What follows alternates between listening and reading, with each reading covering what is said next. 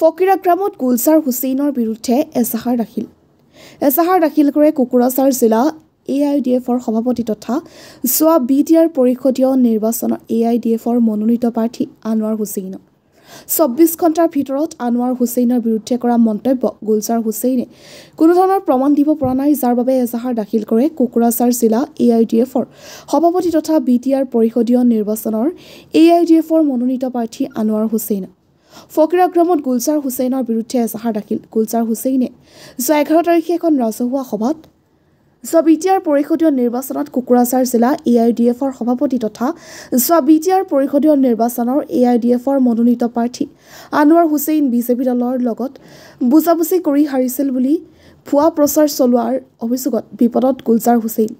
যিকোনো সময়ত হ'ব পাৰে গ্ৰেপ্তাৰ গুলজাৰ হুছেইন। আজি সন্ধিয়া এজাহাৰ দিয়াৰ সময়ত তেখেতক সহযোগ কৰে কোকৰাঝাৰ জিলা AIDFৰ এটা সজাতি দল।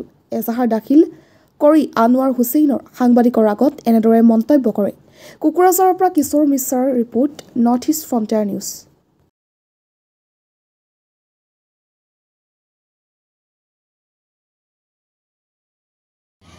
চাওক, মানে যোৱা 11 তাৰিখে ফকিৰাম পুৰাণ বাজাৰত মোৰ নামত কিছুমান মিছা অভিযোগ দিছে, ৰাজহুৱাভাৱে অভিযোগ কৰিছে।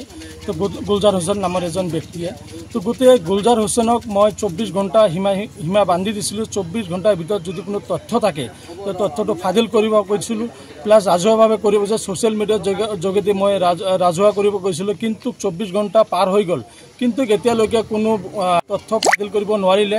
তো গতিকে এইটো বহুত মিছা কথা এটা মোৰ নামত এটা এলিগেশ্যন লগাইছে। তো গতিকে মোৰ আজিৰ ডেটত বহুত মান সন্মানৰ ক্ষতি হৈছে।